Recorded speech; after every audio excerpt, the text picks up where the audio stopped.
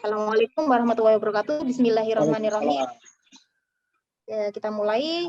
Kita belajar sekarang tentang, nah ini dia, profiling target market. Saya stop video dulu, nggak apa-apa nggih, biar nggak gagal fokus. Nah gitu. Profiling target market itu kalau bahasa emak-emaknya itu gimana kita mengetahui target market kita yang akan nanti suatu saat akan membeli produk yang kita jual.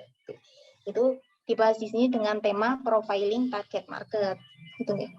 Ini karena sekarang ini jaraknya sama kemarin itu jauh ya. Terakhir kan sharingnya hari apa itu? Jumat. Sebelumnya ini kita udah belajar kemarin sama Mbak Vina tentang Ray Channel yang kedua ya, WhatsApp. Sebelumnya sama Mbak siapa itu tentang Facebook dan Instagram gitu ya. Jadi kalau jualan online itu kan media kita itu ada Facebook, Instagram, ada WA gitu. Terus apa yang perlu kita pelajari juga supaya kita lancar jualan online itu, kalau yang disampaikan di hari-hari sebelumnya itu adalah sales funneling, gimana cari produknya dan lain-lain. Kalau udah komplit, sekarang kita melanjutkan langkah berikutnya, yaitu adalah mencari atau mengetahui target market kita. Gitu. Nah, kita baca dulu. Nah, apa itu target market? Target market adalah konsumen utama dari sebuah produk.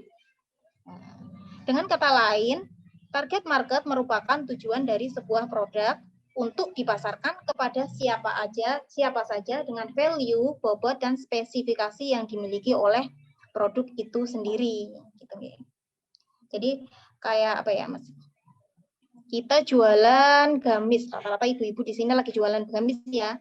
Ini bulan Desember itu biasanya itu kan seiring dengan gede-gedenya sumber, biasanya banyak juga yang banyak kebanjiran orderan gamis. Nah, ini sekarang tak kasih contoh tentang gamis aja. Jualan gamis yang harganya premium, misalnya satu gamis itu harganya 230 sekian atau 300.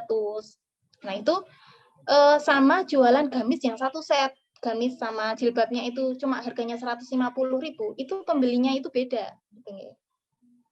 Jadi itu target marketnya itu beda.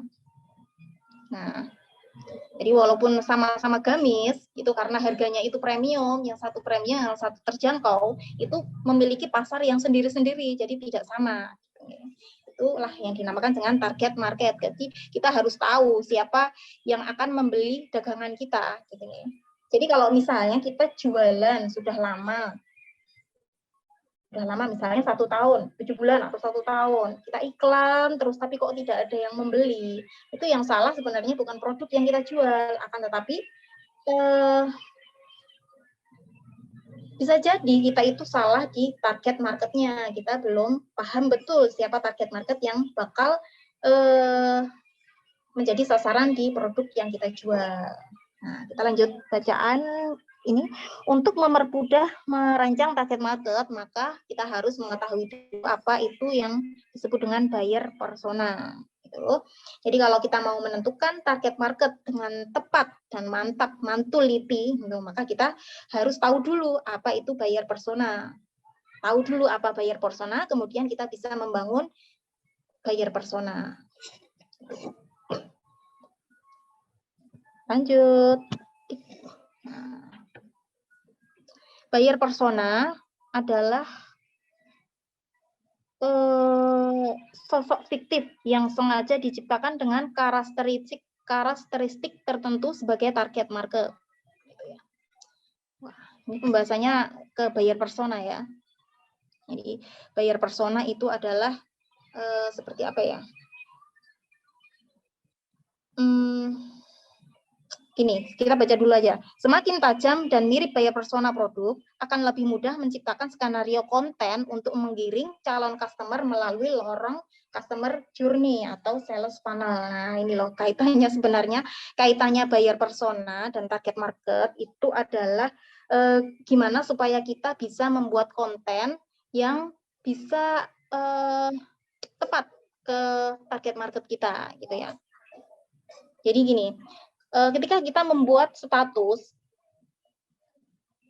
di entah itu di Instagram atau di Facebook atau di grup WA, itu saat kita membuat status dengan tujuan sales funneling, yaitu membuat orang yang tadinya nggak tahu, terus jadi tahu, terus akhirnya tertarik dengan produk kita, terus akhirnya membeli, bahkan bisa jadi menjadi reseller kita. Nah, kita itu harus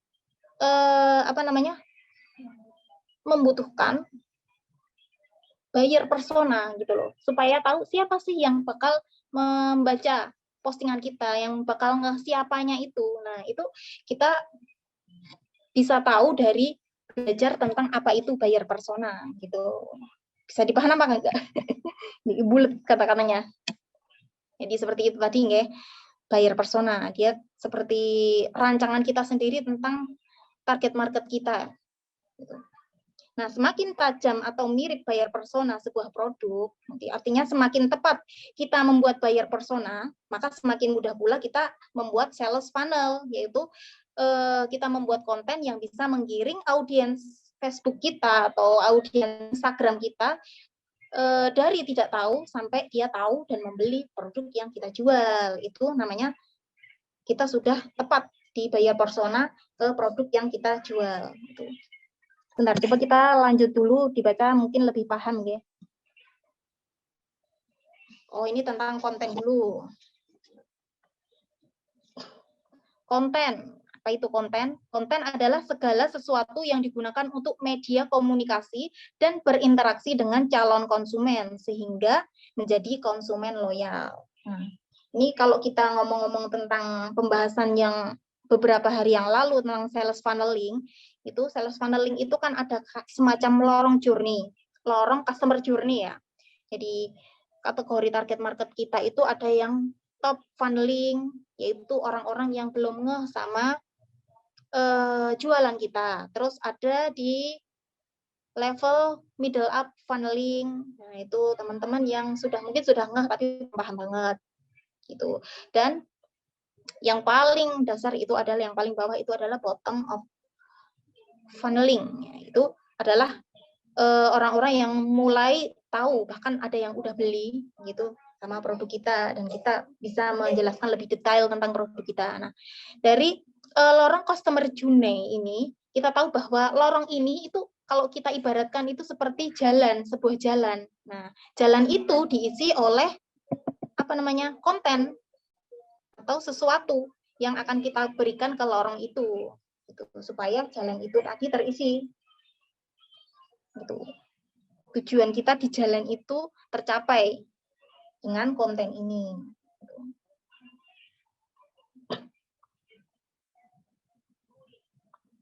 Nah, supaya kita bisa membuat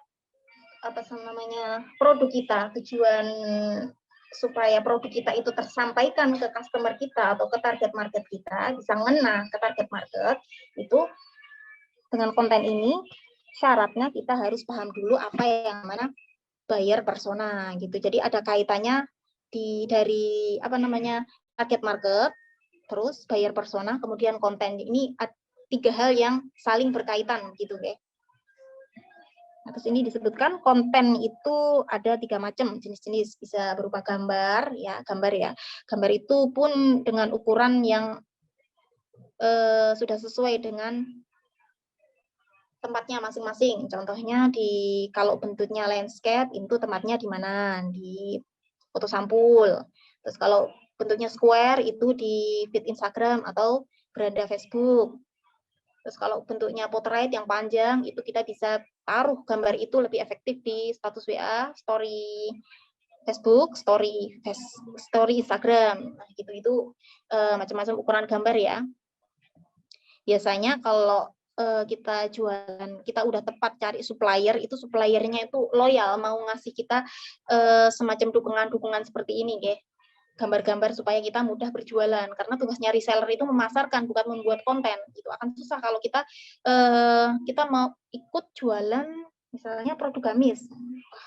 gambarnya nanti tolong foto sendirinya, ini adanya seperti ini gitu kan susah ya. Jadi kita fokus ke jualan iya, foto-foto iya gitu. Makanya kalau kita baru akan terjun ke dunia online gitu, baru-baru dan apalagi kalau ikutnya itu nggak pakai modal, itu akan lebih baik, akan lebih mudah tercapai penjualan kita itu kalau kita fokus yang kita tuju saja. Kita tujuannya untuk marketing, ya sudah marketing saja, kita cari supplier yang tepat, yang mau kasih gambar-gambar yang kita inginkan. Gitu. Nah, konten itu juga ada yang bentuknya video ya. Video ini kalau menurut saya video itu lebih enak, lebih efektif itu kalau ditaruh di Reels atau FB Story dan status WA. Ini lebih banyak viewernya daripada kalau kita menaruh di beranda Facebook ya. Itu. Karena kalau orang scroll Facebook itu gambarnya gerak-gerak kan ngabisin kuota ya, males, kadang-kadang dimatiin. Nah, akhirnya nggak ngelihat apa yang kita posting. Tapi kalau di story Facebook itu kadang-kadang asik ngelihat gitu. Ada trik-triknya gimana kita biar posting dagangan lewat feed story Facebook supaya banyak yang ngelihat. Itu kan ada trik-triknya. Kita pertama kirim video yang lucu-lucu dulu di depan. Nah, ketika orang ngelihat, nanti di belakangnya ada produk-produk yang kita jual. Gitu. Kayak jebakan tapi asik gitu ya. Ini adalah trik-trik kita bikin konten ke video. Gitu. Yang ketiga, konten itu bisa berupa tulisan atau caption atau kata-kata iklan kita. Ketika kita membuat konten berupa tulisan, itu kalau di Facebook itu kadang nggak perlu dengan disertai gambar. Tapi kalau di Instagram itu wajib gambar karena mainnya Instagram itu digambar ya, audiens kita gitu. Nah, dari konten-konten yang kita olah dari gambar, video, tulisan itu bisa mengenai target market kita kalau kita itu paham buyer persona gitu loh. Paham nggih? Jadi buyer persona, kita paham apa sih buyer persona itu kalau bahasa apa namanya? Bahasa Arabnya, bahasa Jawanya. Jadi kayak bayangan manusia seperti apa target market kita. Mereka itu orang-orang yang seperti apa butuhnya seperti apa, mereka itu siapa. Itu namanya buyer persona. Kalau kita paham buyer persona, kita akan lebih enak membuat konten yang memenuhi kebutuhan para target market gitu. Nah, kemudian selanjutnya adalah konten yang tepat dan sering itu akan membuat lini bisnis kita itu semakin kuat. Nah, ini kaitannya sama algoritma ya, algoritma. Jadi kalau kita membuat konten di Facebook atau Instagram sesuai porsinya, nah itu akan jualan kita atau produk kita itu akan lebih optimal tersampaikan ke target market gitu ya. Kalau ini pembahasan tepat ini kan kaitannya sama algoritma ya. Jadi algoritma Facebook dan Instagram itu beda. Jadi kita harus pintar-pintar memposisikan postingan kita itu supaya bisa memenuhi algoritma kedua channel ini. Kalau kita memakai dua channel ini ya, saya kasih contoh Instagram dan Facebook gitu. Apa sih algoritma itu ya? Algoritma itu apa namanya? Gampangannya gimana biar postingan kita itu bisa terlihat di beranda teman-teman yang ngelihat pertama kali gitu ya. Itu jadi kita diterima oleh dua platform ini, Instagram atau Facebook. Nah, kalau kita sering postingan kita itu muncul di beranda teman-teman, itu artinya engagement sosial media kita itu bagus. Banyak yang ngelihat atau ngebaca postingan yang kita bikin. Tuh. Nah, kalau kita sering seperti itu, maka produk kita insya Allah lebih cepat untuk terjual. Selanjutnya, oh ya ini udah ada keterangannya. Yang dimaksud dengan konten yang tepat itu adalah konten yang sesuai dan tepat sasaran dengan buyer persona.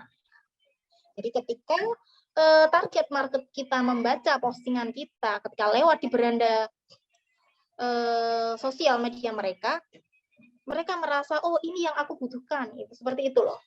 Itu tandanya bahwa konten kita itu sudah tepat sasaran, gitu ya, tepat sasaran. Nah, itu.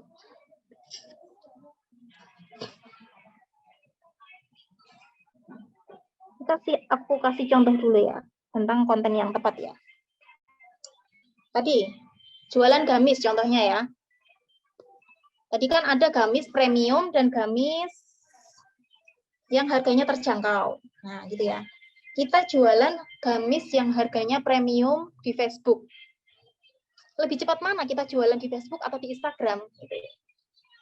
Konon katanya kalau jualan di Instagram itu cocok banget untuk jualan barang-barang yang harganya mahal karena pengguna Facebook itu rata-rata mereka yang nggak suka sebenawar gitu ya. Beda ya kalau di Facebook itu kan kita bikin kata-kata yang panjang, terus kita ngejawab komen pun kadang-kadang panjang, dilanjutkan ke WA, nanti tawar-tawar di sana. Nah, beda sama Instagram. Instagram itu rata-rata pemakainya adalah orang yang kalau kayak kita sendiri ya mau cari baju anak gitu di Instagram. Kita kan tujuannya gambar langsung cari yang harganya sekian. Kalau ketemu terus kita lihat profilnya, ternyata profilnya kayaknya ini amanah gitu kan kita langsung beli ya, nggak pakai nawar gitu loh. Itu kalau kita jualan di Instagram. Nah, seperti itu yang saya contohkan ini. Jadi kalau kita jualan sebuah produk premium itu sebisa mungkin kita bikin konten yang tepat di channel yang tepat juga gitu.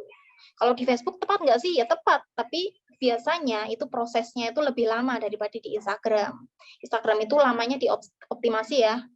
Nanti kalau semuanya udah lancar, like udah banyak, follower udah banyak, itu insya Allah lebih mudah. Nah kalau di Facebook itu kadang-kadang kita butuh pendekatan dulu. Itu ada branding yang kadang-kadang lama sampai 3 tahun, gitu ada 1 tahun, 2 tahun, 3 tahun. Branding baru semua orang yang di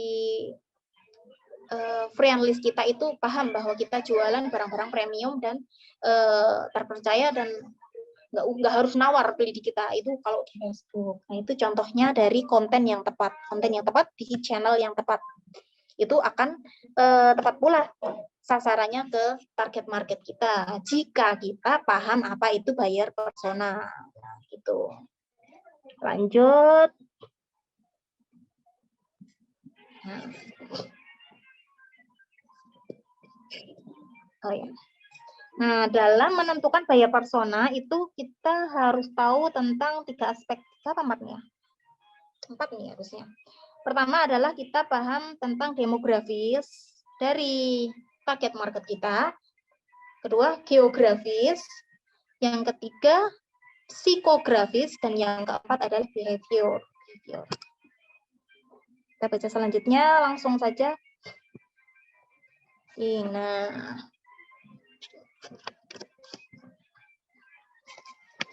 ini dia, ini judulnya kita sedang belajar mengetahui dulu apa itu buyer persona dari target market kita. Pertama kita melihat dulu target market yang kita add, itu apakah mereka sesuai dengan produk yang relevan dengan produk yang kita jual. Kita lihat dulu secara demografis atau apa ya, demografis itu tempat mereka apa. Kalau kata Pak Tahir kemarin, demografis itu sesuatu yang melekat pada seseorang dan dia itu bisa terlihat waktu kita melihatnya atau membacanya gitu ya. Sesuatu yang mudah dilihat. Nah, ini dari target market kita itu kita bisa melihat dari data demografis mereka, yaitu merupakan data-data teknis kependudukan seseorang, meliputi 1 umur, jenis kelamin, agama, profesi, dan tingkat ekonomi. Wah, ternyata kalau kita jualan itu butuh tahu juga ya umurnya target market kita, jenis kelamin kita, jenis kelamin target market kita, agama gitu ya. Ternyata butuh tahu juga. Gitu. Nah, ini kalau kita dikasih contoh ya. Bentar. Kayaknya baiknya saya kasih pertanyaan nih ke teman-teman. Misalnya saya atau teman-teman jualan popok ya, popok dewasa. Kira-kira target market popok dewasa ini usianya berapa? Coba jawab di komen. Usianya 60 sampai 80 atau 21 sampai 45. Nah, target market buat dagangan berupa diapers dewasa, popok dewasa. Target market loh ya. Nah, coba dijawab nih. Saya ikut ngelihat komen ya.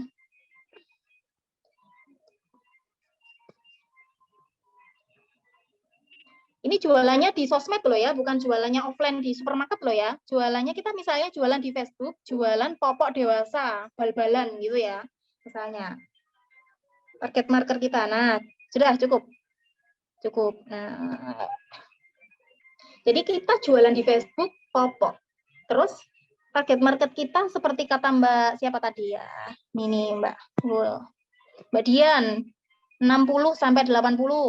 Mbak Rita 60 80. Isom Jaya 60 80. Yuli 60 80. Ahmad Muhal 60 80. 60 70. Nah, ini target market kita di Facebook itu adalah nenek-nenek ya, sama kakek-kakek. Nah, pertanyaannya adalah apakah nenek-nenek sama kakek-kakek ini buka Facebook gitu. Ini iya, ya ini yang tepat ini paling bawah ini malah. Nah, target market bisa juga usia 50 kan beli buat emaknya. Maksud saya seperti ini. Jadi kita kenapa harus paham secara demografis target market kita ngebayang-bayang, oh target market kita umurnya 80 sampai 70 sampai 80. Terus kita nge-add nenek-nenek gitu. Kan nggak mungkin kan ya. Di Facebook itu biasanya nenek-nenek itu cuma cari info-info, nggak ada orang yang order secara online. Maka itu kita harus paham betul ya siapa yang akan menjadi target market kita. Nah makanya ini kalau kita jualan di Apers, yang kita add adalah nenek-nenek, kakek-kakek, kan nggak ada yang beli. Gitu maksud saya ini loh, kenapa kita harus paham. Jadi yang ditarget itu memang nenek-nenek, kakek-kakek, akan tetapi yang beli produk kita itu target yang sesungguhnya mereka adalah anak-anaknya nenek-nenek ini, bisa jadi cucu-cucunya gitu. Jadi kalau saya bilang umur yang sesuai untuk jualan di Apers ini adalah sekitar 35 sampai 40 atau 50. Ya, kalau di bawahnya 20 anak muda itu jarang ya. Jadi gitulah, 35 sampai 40. Nah, gitu. Jenis kelamin ini juga sama ya. Biasanya yang beli itu kalau di Apers itu emak-emak apa menantu laki-laki apa menantu perempuan. Kadang-kadang menantu perempuan itu lebih Jadi target marketnya adalah perempuan umurnya 35 sampai gitu. Agamanya apa? Kalau agama random ya, kalau tadi jualan di Apers. Profesinya apa? Ini juga random karena ini kebutuhan ya. Tingkat ekonominya biasanya menengah ke atas kalau itu ya. Tengah lah, nggak ke bawah. Gitu. Itu yang dimaksud dari kita harus memahami secara demografis. Satu pertanyaan lagi. Mama tahu lingerie nggak? Baju tidur, baju apa namanya? Baju dinas malam di depan suami. Nah, misalnya ada teman-teman yang jualan baju dinas di depan suami di Facebook. Siapa target market? Target marketnya ibu-ibu atau bapak-bapak? Nah, ini gampang ini. Coba jawab di kolom komen. Nah, ibu-ibu. Ibu keduanya, boleh. Keduanya. Nah, bisa ibu-ibu, bisa bapak-bapak ya. Ibu dan bapak ya, kasih kejutan. Tapi kayaknya kalau bapak-bapak malu deh. Ya, gitu. Ibu-ibu sama bapak-bapak. Jualan lagi, nih sudah selesai ya, yaitu jualan baju anak. Targetnya itu bapak-bapak apa ibu-ibu? Kalau anak-anak tentu enggak ya, masa anak-anak itu. Ibu, rata-rata ibu-ibu ya lebih ngerti tentang baju anak. Nah, itu dia. Itu kenapa kita harus paham secara demografis target market kita. Nah, oke, seperti itu. Padahal sebenarnya kalau kita cari target market itu caranya ada yang simple ya. Cuma ketika sudah dapat target market, sudah nge-add dan sudah di-confirm, terus kita kan bingung ya. Kita bikin postingan apa supaya target market kita itu ngeh sama jualan kita, gitu kan ya. Nah, kita kalau bingung itu loh, ternyata larinya di ilmu buyer persona ini. Demografi sudah, sekarang kita harus mengetahui tentang geografis. Nah, ini dia. Geografis itu merupakan informasi di mana dia berada, baik secara nyata maupun di dunia maya. Yaitu meliputi di mana dia tinggal, channel apa yang dia pakai. Dia itu sukanya main di Facebook, atau mau main di Instagram, atau main di WA, gitu ya. Makanya kadang-kadang ada tuh orang yang bikin postingan tapi sepi like, tapi langsung ke WA. Itu karena dia nggak hobi main di Facebook. Gitu. Ini nggak apa-apa sih kalau Facebook itu sebenarnya nggak harus rame ya, nggak harus rame. Tapi kalau rame itu lebih baik. Yang paling penting kalau kita jualan itu bisa closing, itu aja ya. Jadi kalau Facebook itu nggak rame nggak apa-apa. Barangkali memang target marketnya itu mainnya di WA gitu ya.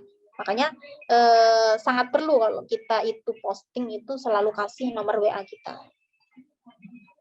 Kemudian komunitas yang mungkin diikuti. Jadi target market kita itu biasanya dia gabung di grup-grup apa? Contohnya gini, kita jualan gamis, jualan baju batik. Baju batik itu yang beli target marketnya adalah dari usia 25 sampai 40 ya. Bisa mama, bisa bapak-bapak. Kemudian komunitas yang biasa diikuti itu adalah kadang-kadang komunitas, ternyata kita ada ya komunitas bank, ada grup bank gitu ya, bisa di sana. Gitu. Kita nge-add aja gitu ya, memahami aja, nge-add orang yang di dalam, kemudian kita memahami karakternya. Gitu. Atau bisa jadi kalau kita jualan gamis premium, kita mau ngejual ke mana ya? Oh, bisa ke grup-grup pengajian. Pengajian yang ustadznya itu tampil di TV, biasanya baju-bajunya mahal. Nah, itu bisa kita add dan kita pahami karakter mereka. Mereka suka yang apa. Jualan tas juga seperti itu. Ada banyak ya komunitas-komunitas tas. Tas Jogja, tas kulit sapi, kulit anak sapi dari Jogja gitu ada. Kita add orang-orang yang di situ dan kita pahami karakter mereka gitu. Event yang mungkin didatangi dan siapa tokoh yang diidolakan. Gitu. Ini secara geografis ya, dari target market kita.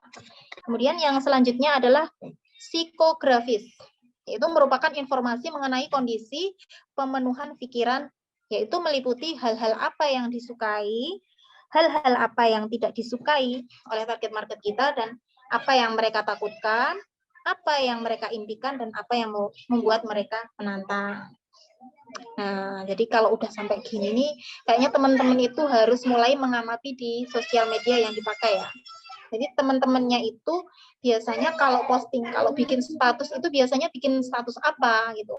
Apa yang menjadi masalah teman-teman target marketnya teman-teman, itu kita bisa paham tentang apa yang disukai target market kita, apa yang tidak disukai gitu ya. Itu kita bisa paham dari status mereka. Kalau mereka ternyata nggak suka bikin status, misalnya statusnya ternyata sukanya cuma nge-share, kita bisa mancing dengan status kita sendiri. Kita bikin status yang mancing interaksi dengan pertanyaan, apakah di sini ada yang suka baju yang terbuat dari katun Jepang gitu. Tapi kalau banyak yang komen, oh ternyata teman-teman friendlistku itu suka baju yang bahannya katun Jepang gitu. Kenapa suka bahan katun Jepang? Karena adem, karena oh ternyata mereka itu suka katun Jepang karena adem gitu. Adakah yang suka baju yang moskrip? Suka karena nggak usah disetrika berulang kali. Nah, itu jadi kita paham apa yang dibutuhkan oleh target market kita. Jadi kita tahu buyer persona itu pakai riset ya. Risetnya itu nggak sebentar. Jadi kayak kita bikin status dulu, mancing gitu. Nah, gitu. Nah, sekarang sampai sini saya kasih pertanyaan lagi ya. Biasanya, ini teman-teman banyak kan pakai Facebook apa Instagram? Saya tanya dulu. Coba jawab di komen. Pakai Facebook apa Instagram? Kalau saya Facebook soalnya nggak begitu. Saya baru terjun di Instagram itu saat gabung di Ziniva. Oh ya, Facebook ya. Jadi saya kasih pertanyaan seputar Facebook. Ini teman-teman bikin status apa sih ketika bikin status itu banyak sekali yang nge-like dan komen? Contoh statusnya seperti apa? Coba kasih contoh di komen ya. Nanti bisa jadi teman-teman lain yang belum bisa itu bisa nyontek di sini. Posting doa. Oh, ada yang WA ini. Motivasi. Posting doa biasanya komennya amin ya. Kalau bisa komennya itu jawab dari pertanyaan. Ulasan tentang kasus-kasus viral. Nah, ini tapi jangan sampai gibah ya. Hati-hati. Kalau kasus-kasus viral ini kadang-kadang kan jerumusnya itu gibah. Itu jarang ada timbal balik komen. Sama saya juga baru belajar tentang Instagram. Quote ini apa namanya, kata mutiara ya. Kata mutiara ini ya doa dan motivasi ya, bagus. Ini jadi kalau pagi hari pas fresh gitu bagus banget kita posting sebuah motivasi supaya kan kita seger ya pagi hari, kita lagi semangat-semangatnya habis sarapan. Itu banyak doa, motivasi. Nah, itu akan lebih mengundang komen. Tapi ini komen-komennya tidak bisa memenuhi kebutuhan target market yang sesuai dengan produk yang kita jual gitu, karena postingannya cuma doa. Coba yang berkaitan dengan produk, ayo kasih contoh. Kalian tuh beli jualan apa? Misalnya skincare atau gamis. Postingan apa yang ringan, terus interaktif, bikin orang lain itu jawab gitu loh, apa? Jadi kaitannya sama produk ya, supaya kita bisa ini kan kita judulnya baru riset secara psikografis, target market kita itu butuh apa, suka apa, takut apa, mimpi apa, atau kepengen apa gitu loh. Nah itu bikin status apa yo, kasih ide sini. Rutinitas harian, contohnya resep masakan, boleh. Mama kalau habis masak biasanya langsung mandi apa cuci muka dulu gitu ya. Langsung mandi, cuci muka. Posting doa, posting tanya jualan teman-teman ya, bagus. Ini rata-rata memang ahlul Facebook itu jualan ya. Kalau produk emang jarang yang komen, makanya kita apa namanya? Kita olah lah status kita itu, jangan sampai kita jualan gitu loh, jangan jualan. Jadi kita posting keseharian kita atau kita posting mancing interaksi, tapi dibubuhi dengan dagangan yang kita jual gitu loh. Nggak harus sebut merek, apalagi kalau teman-teman kita itu baru mengenal apa yang kita jual. Jadi mereka masih di posisi top funneling ya, kita cuma nyerempet tentang kebutuhan saja.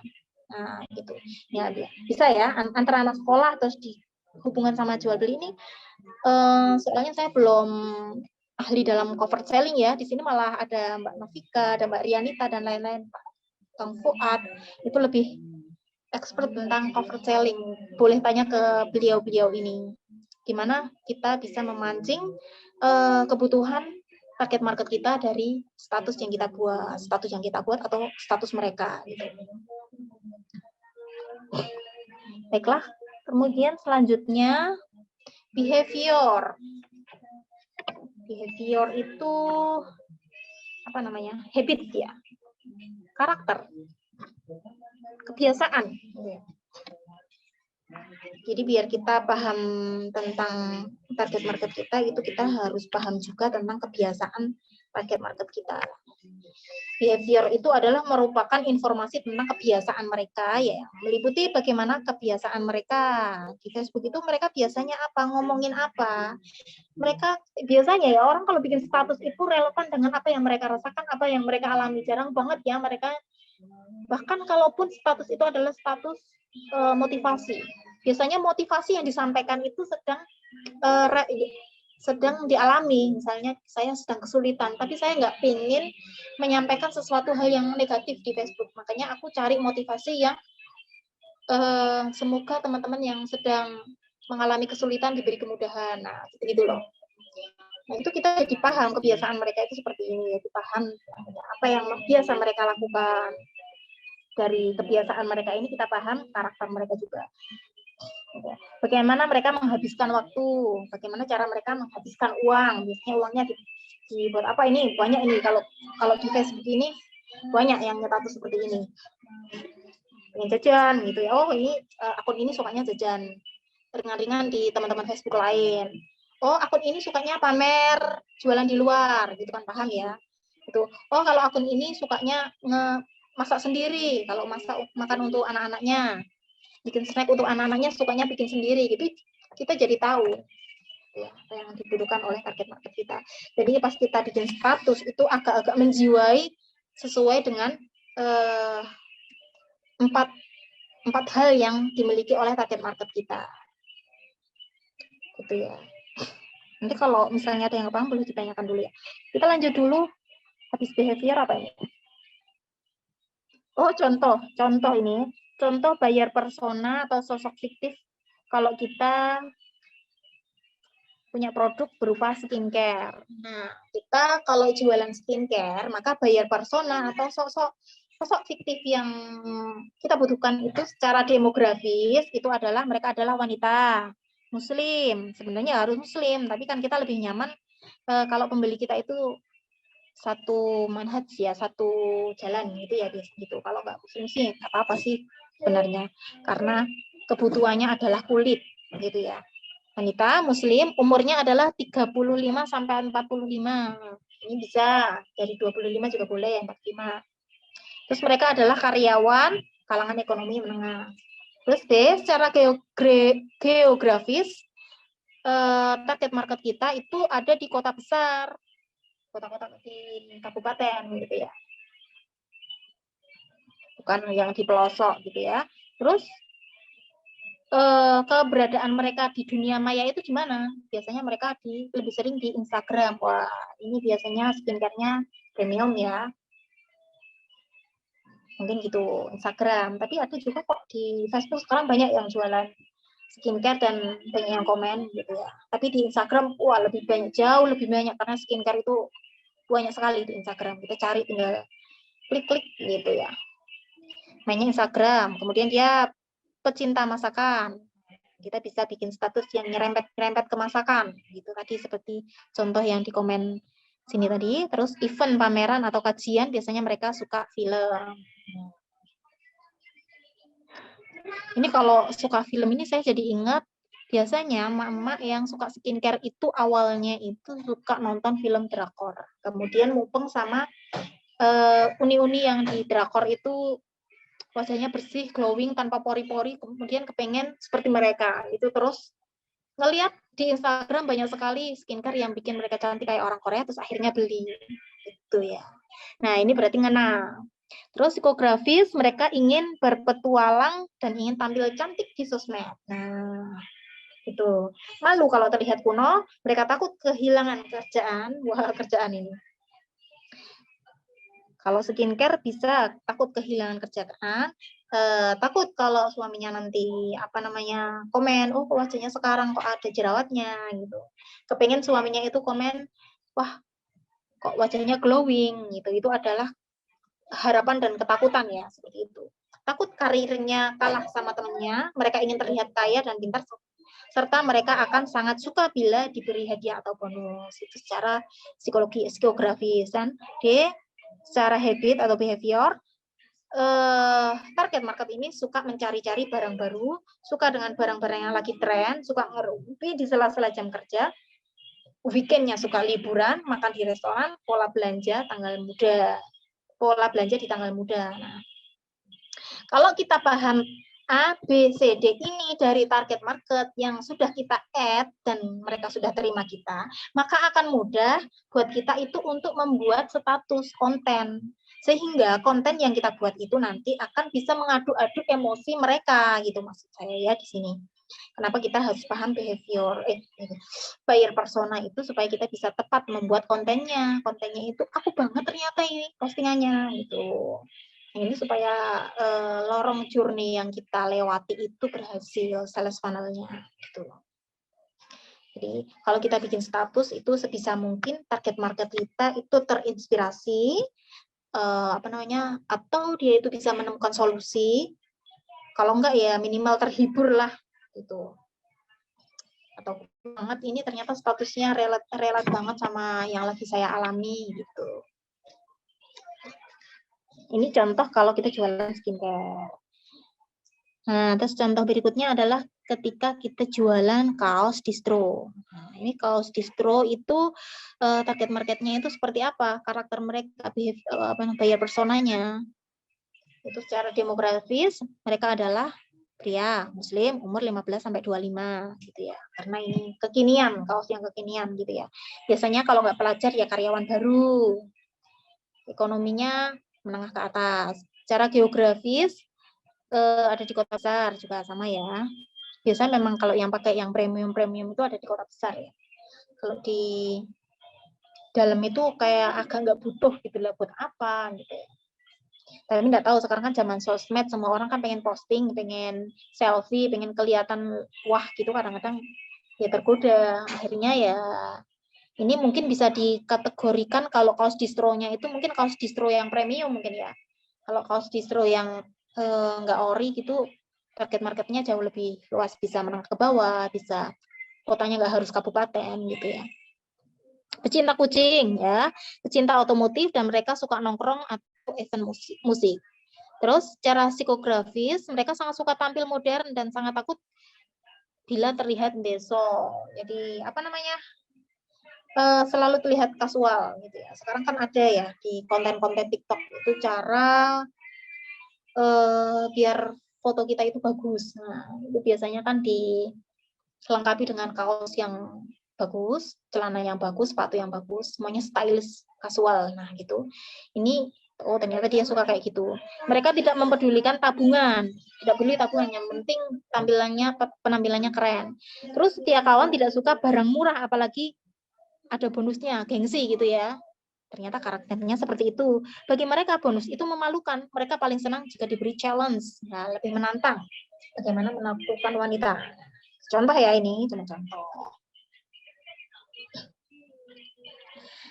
Ini kalau saya buka-buka Instagram tentang fashion cowok ya, contohnya kaos ini, ya nggak jauh-jauh statusnya ya, apa namanya,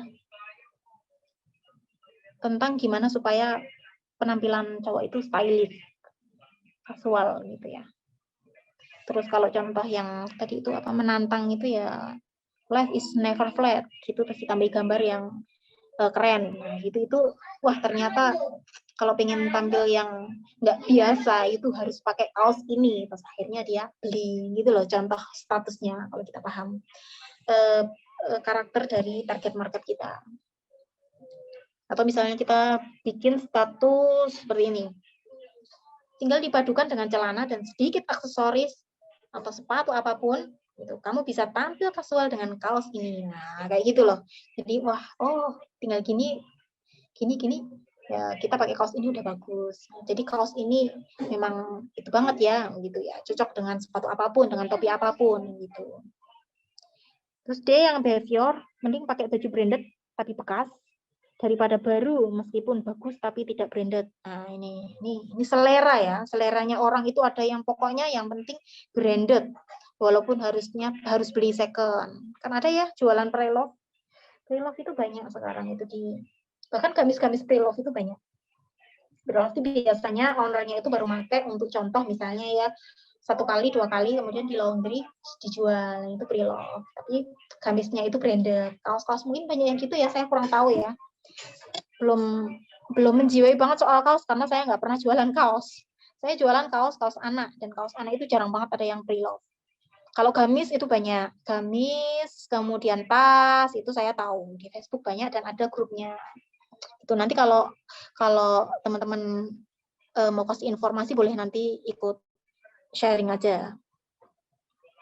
Suka nongkrong di kafe, uangnya gak banyak amat, tapi full gaya. Waduh, nih karakternya gini.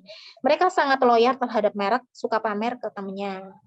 Gitu, kayak bangga gitu ya kalau pakai kaos yang limited gitu ya. Limited itu bangga. Pakai kaos yang bermerek Nike gitu bangga gitu. Kaosnya merek apa ya? Kalau justru itu nggak tahu saya. Tolong nanti kasih contoh ya. Intinya kebanyakan kalau pemakai barang-barang premium itu mereka pakai bukan karena butuh tapi karena gaya gitu ya, bangga pakai itu gitu. Itu kita bisa memahami karakter pembeli kita itu dari sana. Nah, ini contoh. Kemudian contoh selanjutnya udah ya, selesai ya. Nah, terbayang bukan sekarang siapa mereka target market kita. Nah, semakin teman-teman itu mampu menggambarkan buyer persona, maka akan semakin mudah menentukan tema konten dan di mana harus posting. Apakah postingan ini layak diposting di Facebook atau di Instagram, gitu ya, atau di WA. Nah, teman-teman harus tahu dan wajib kenal dengan target market supaya produk yang kita jual itu pada akhirnya sampai ke target market kita, gitu ya. Sayang kan kalau kita udah berhasil mendapatkan target market, kemudian kita kebingungan mau status apa, gitu ya. Temennya udah ada 5.000, isinya insya Allah semua udah target market, tapi kita nggak bisa bikin status yang sampai ke mereka, ya namanya zonk. Makanya jualan kok nggak closing itu bisa jadi salah satunya sunatullah yang belum dikerjakan adalah kita belum paham tentang target market kita. Nah, gitu. Nah, udah selesai ya kayaknya ya. Nah, ingat ini nasihat dari Pak Taher, marketing sejati itu memahami dan mengerti target market. Sejatinya, jualan yang sejati itu memahami. Karena kita itu sebenarnya nggak jualan produk ya, kalau orang-orang bilang itu. Tapi kita itu menjual solusi untuk mereka. Saya nggak jualan baju, nggak jualan gamis kok, tapi saya jual kenyamanan di gamis ini. Gitu. Saya nggak jual sandal kok, saya sedang jualan supaya bisa sedekah subuh dengan sandal-sandal ini. Gitu. Saya nggak jual kaos kok, saya sedang menjual supaya para suami itu suka sama istrinya dengan hadiah ini. Jadi menjual kaos misalnya dengan tulisan-tulisan yang sangat romantis. Itu sebenarnya dijual bukan kaosnya saja. Kaos buat macul, apa kaos buat kerja apa, enggak. Ini kaos ini ada value-nya gitu loh. Itu. Jadi kita paham target market kita.